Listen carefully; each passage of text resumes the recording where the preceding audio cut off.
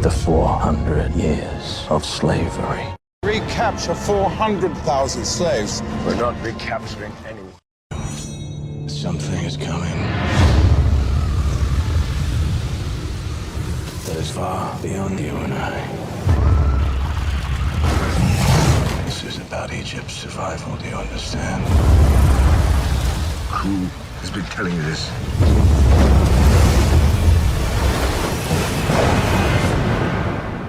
God. I am a god. I am a god! Follow me and you will be free! We're going to recapture 400,000 slaves. We're not recapturing anyone. There's a sea ahead and an army behind! Ready yourselves! Ready yourselves!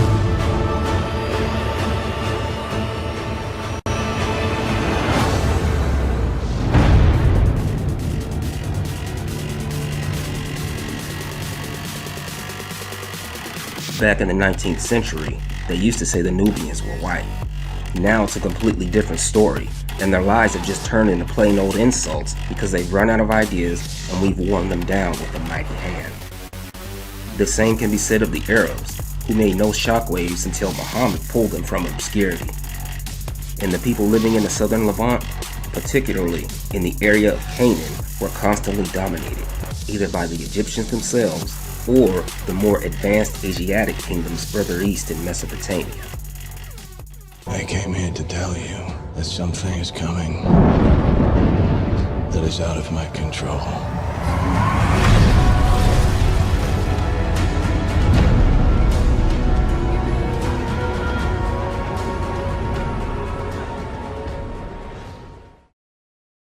Recapture 400,000 slaves. We're not recapturing People in that area to the northeast of Egypt never reached a cultural status or level even remotely close to Egypt at any time in ancient history. Nor was there ever, at any time, the cultural symbiosis achieved. These points are important to remember because it gives us the proper perspective on something that has been written about so many times and in plain English.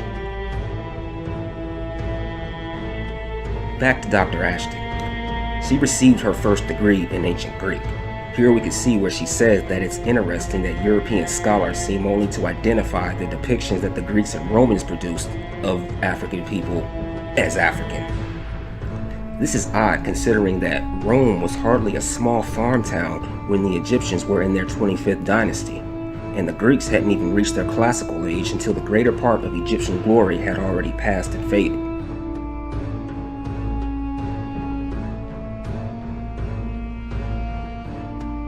This isn't surprising since this comes from Eurocentrics who are highly sensitive and insecure about the ancient age of African civilizations. Here we can see that Dr. Ashton, who is a leading expert on ancient Greece, tells us that it is true that if we looked at text references to Egypt, the Greek writers saw no real difference between the people from Egypt and those from Ethiopia.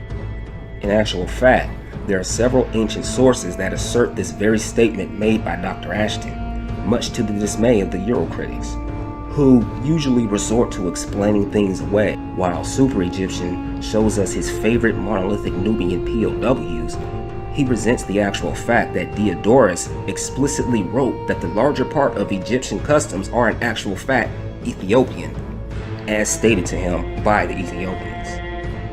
The Nubians knew this, you know it, I know it, we all know it. This same Greek Diodorus also wrote that the Egyptians were colonists sent out by the Ethiopians. Artificial melanin trying to be like us. Yet, the Eurocritics will write an 18-paragraph rebuttal on a website or in a comment, explaining their own interpretation, or that Diodorus actually didn't even know what he was talking about, but they themselves do. This is because let's remember that their insecurity doesn't affect reality, and this goes hand in hand with what Dr. Ashton, who's an expert in ancient Greek, tells us when she says that the Greek writers saw no real difference between the people of Egypt and Ethiopia.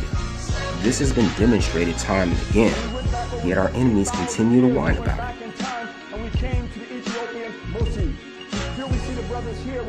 Let's remember that the Or's falcon, the white crown, the royal scorpion, and the sacred boat are found with these so-called Nubians in the pre-dynastic period, on their own turf with their own belongings.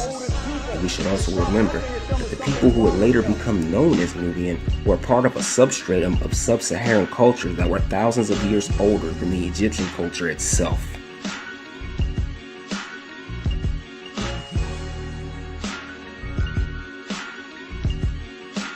This goes hand in hand with Eurocentric fantasies of Africans never moving a single inch for thousands upon thousands of years, while they report themselves walking across every square mile of the entire earth. In the meantime, Africans are sitting around for millennia at a time, twiddling their thumbs, waiting to be kidnapped and abused by the future Indo-European. It took a long time for them to realize that this site was not just a ceremonial site, but it was more specifically a ceremonial site with a strong astronomical input. This they realized in 1996 or 97 when they invited an astronomer from Boulder, Colorado, Professor Kim Malville, who very quickly realized that what he was looking at was and see more of Hormacket and deal more in depth with the history, the true history of this Grand Master who came up out of pre-dynastic Egypt. But let's get back to the Nubians in Egypt. Previously on this channel, I released a video about the holy mountain called Gebel Barkel, located in the land of Kush. Now, anyone familiar with Egyptian history knows that the deity Amun was used to justify the kingship of the fabulous New Kingdom. What many people don't know, and what Dr. Ashton reminds us of here, is that this same Amun originated in Kush and continued to be worshipped there long after his worship died out in Egypt itself. We all know this deity had one of the most powerful priesthoods in Kemet, and the Egyptians had no problem adding him to the roster long before the New Kingdom. We know that the legacy of Akhenaten, who was the Barack Obama of his time, ran into some problems with the priesthood of Amun. Now, Amun has a huge temple complex at Karnak, right in the spiritual heart of Egypt. And this same mountain, Gebel Barkel, that we're speaking of here, was called by the Egyptians the other Karnak.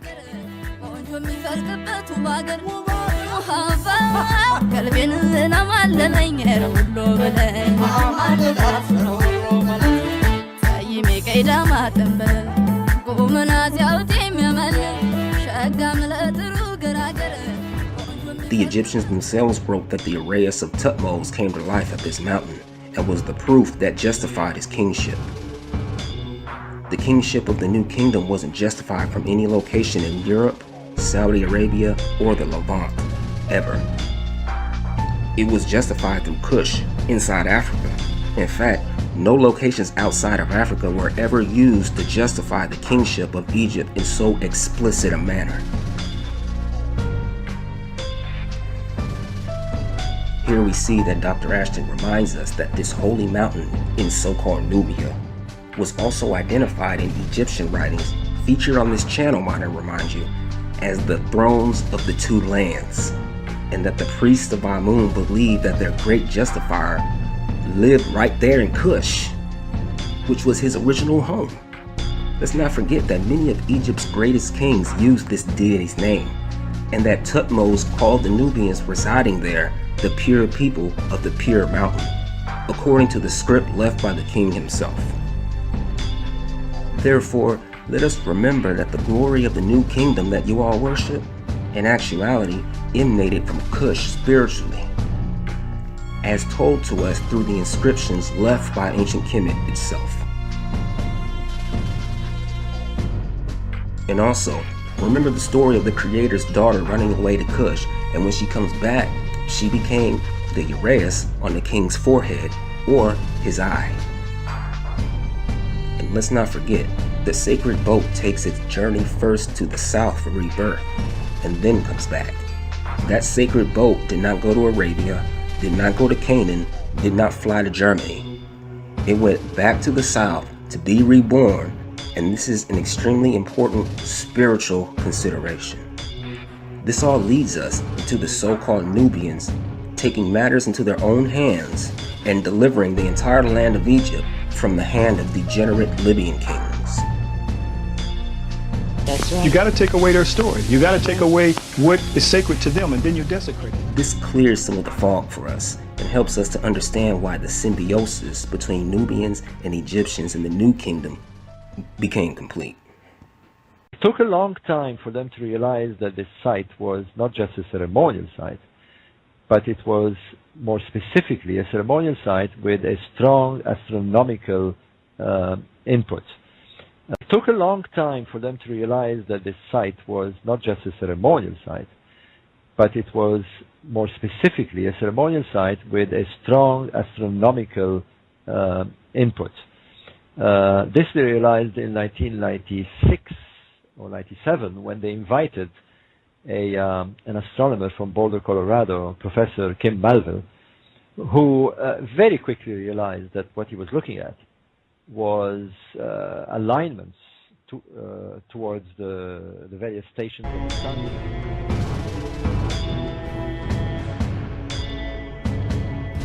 Who was part of the Illuminati?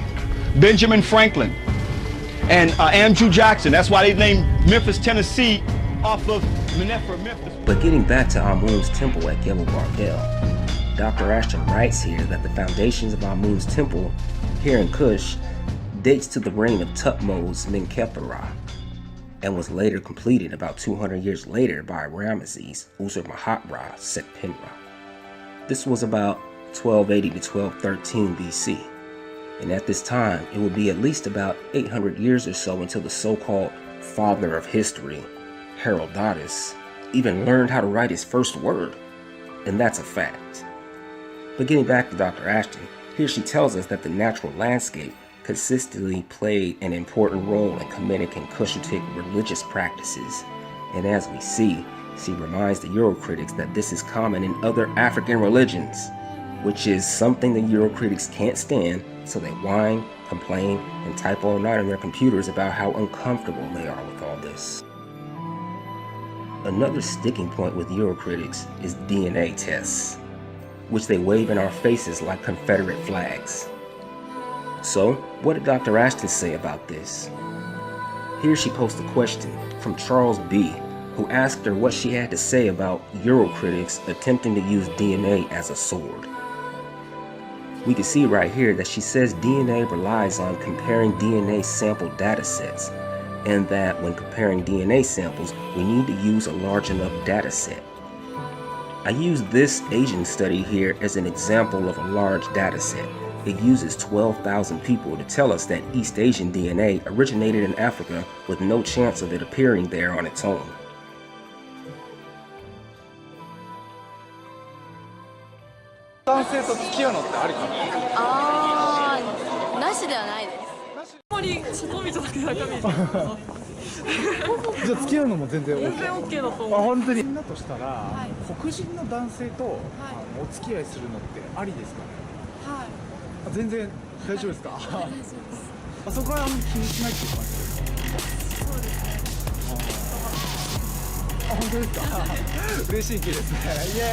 Dr. Ashton then says that if your model is not rooted in African diversity when studying Egypt, then the results can be misleading.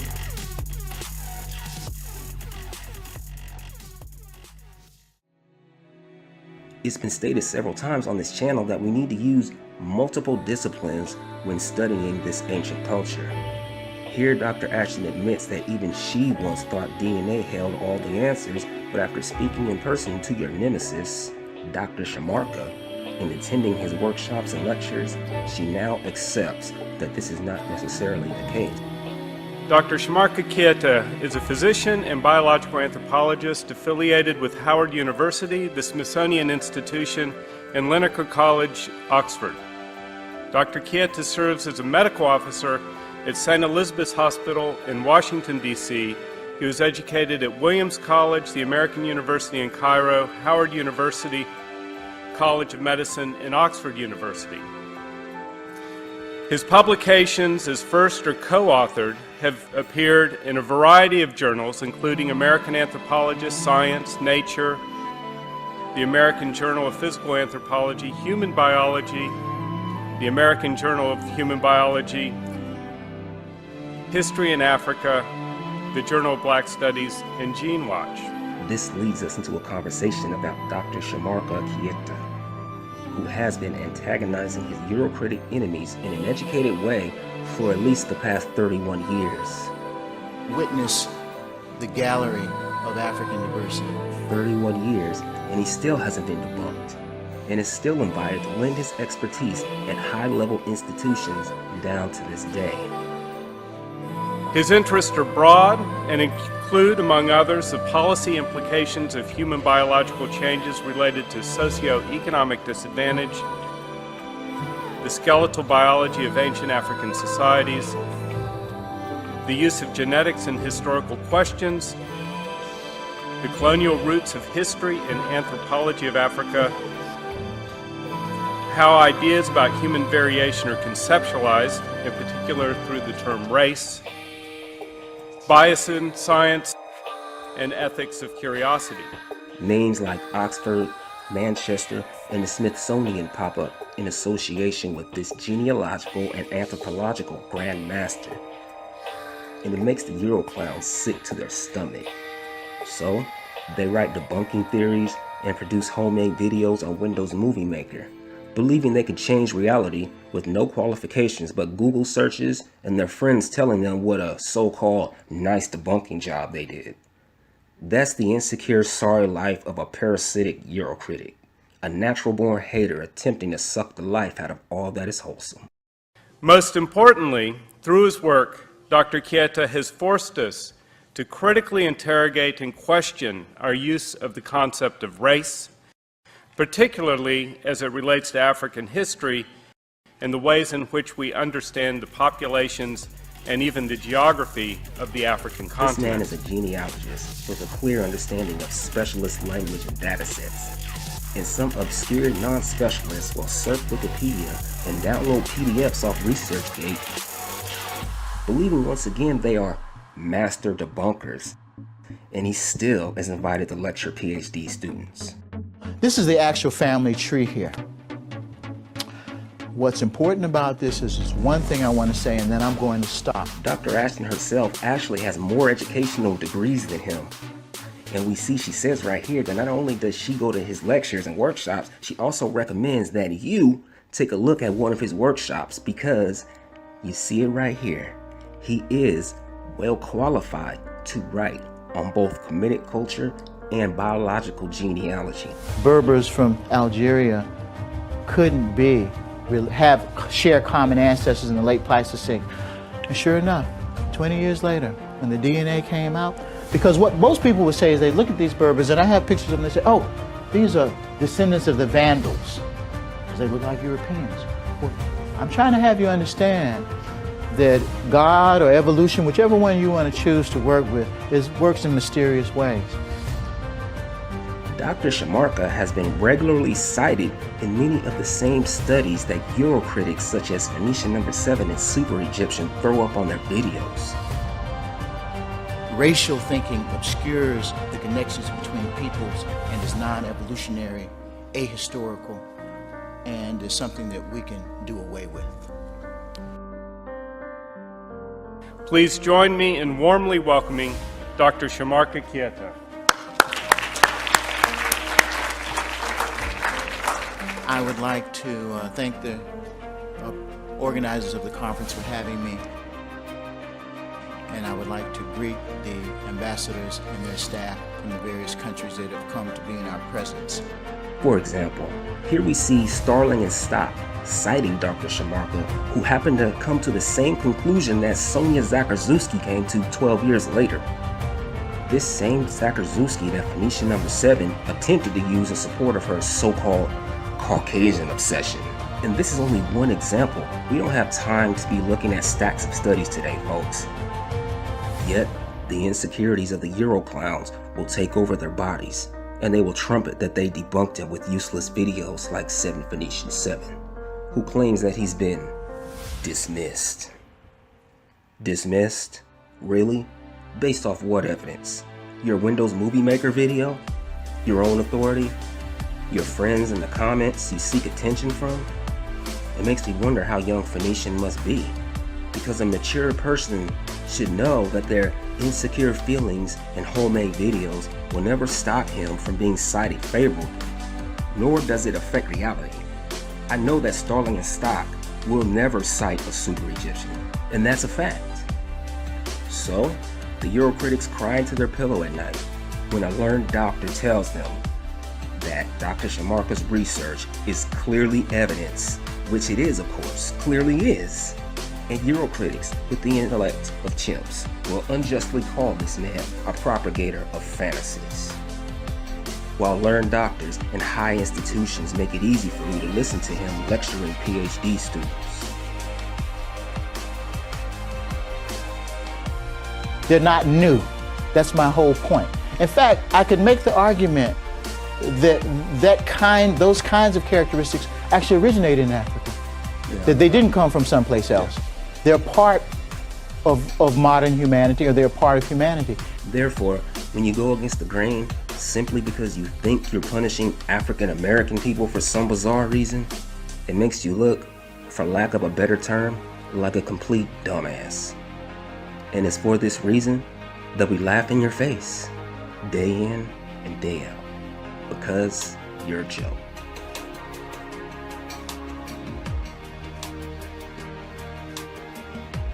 To finish this subject of biological genealogy, we see here that Dr. Ashton says that this is simply one of a number of types of evidence that can be used to understand. Others include physical and cultural geography, language, and culture. Previous videos posted here have gone into great detail and used great transparency that cover these lines of evidence that include the physical evidence of populations in the Neolithic, the comparison of pre-dynastic material cultures in the entirety of the Nile Valley, biological studies clearly revealing an East African substratum, and the use of language in understanding the Egyptians in relation to Greater Africa. Direct lineage from Ethiopia and Egypt, from Ethiopia and Egypt, from Ethiopia and Egypt, in Egypt, in Egypt. My immediate family members are from Ethiopia and Egypt, in Egypt. My immediate family members are from Ethiopia and Egypt. And people are on this site telling me that, oh, well, she doesn't know what she's talking about. Egyptians are Arab. No. Most of you are probably from, like, somewhere in the Middle East, somewhere in the Western world, talking complete, like, pardon me, with complete bullshit. Now compare this to a super Egyptian who posts the umpteenth video about an Egyptian statue we found, and then calls it a day. When you're probably just repeating the regurgitated crap that you hear on an everyday basis, when you haven't been there, you haven't set foot in there. Have I been there? Yes. Do I have family members from there? Yes. Do I have family members from there? Yes. Yes. Yes. Yes. Yes. Am I a mixture of people from there? Yes. Yes. Yes. Am I a mixture of people from there? Yes. They're not new. That's my whole point. Yes. Am I a mixture of people from there? Yes. The words black fantasy dismiss have been thrown around so much by the Eurocritics in the face of all evidence. They're not new. That it has no actual effect. That's my whole point. On the people they're directing it at. We're going to conclude this program with Dr. Ashton's comments on idealized romantic images of Egypt, or as we would call them, Europa's obsession with a fantasy Egypt, along with everything else. Here we see clearly demonstrated that Western Europeans in particular have lived through their fantasies of this glorious civilization, especially with high-powered publications like the Oxford Encyclopedia telling you to look south to Africa.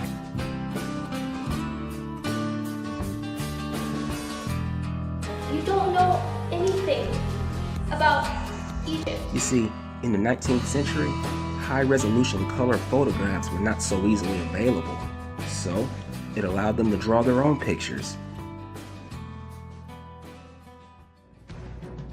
paint their own paintings, and manipulate the actual work presented on the walls of Kemet.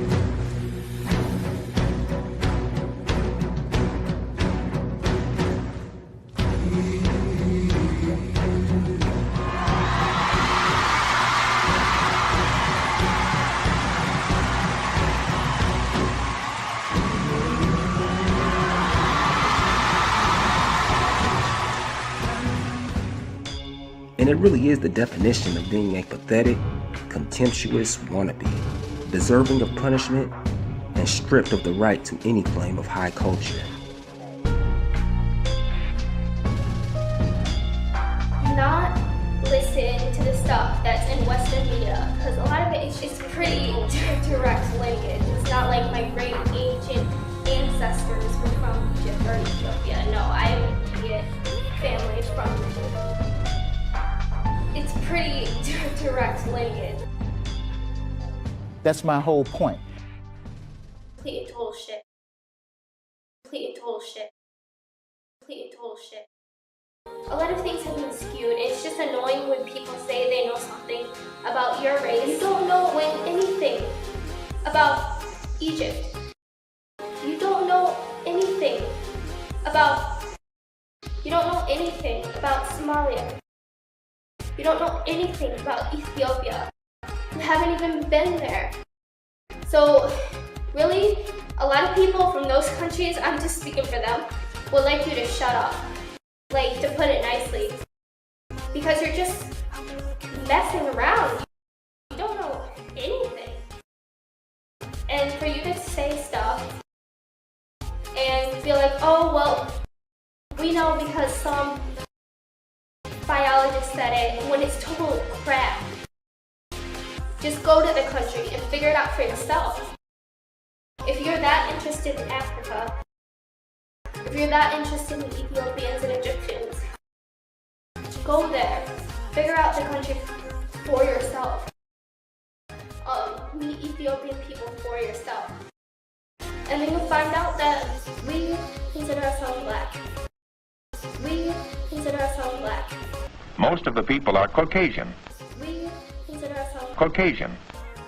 Caucasian. Caucasian. Caucasian. No, I have immediate family from there. Caucasian. And stuff like that. So, most of the people are Caucasian. Caucasian. Just go and learn for yourself. Do not listen to the stuff that's in Western media. Lonzo Ball. A lot of it is just complete and total shit. And we all know that you have no idea what you're talking about when you automatically jump to conclusions and say that all Egyptians, or all Egyptians, and they're no longer black. Probably black. You don't know anything about lies. So go figure it out for yourself. And if you say something, just try not to look like an idiot. Thought the Sphinx was black African. Caucasian. African. Caucasian. African. Black African. Black African. Most of the people are Caucasian. If you're going to say anything about it, you might as well do your research before. Caucasian. Am I a mixture of people from there? Yes. Caucasian. Am I a mixture of people from there? Caucasian. If you're that interested in Africa. Caucasian. Black African. If it makes you feel better.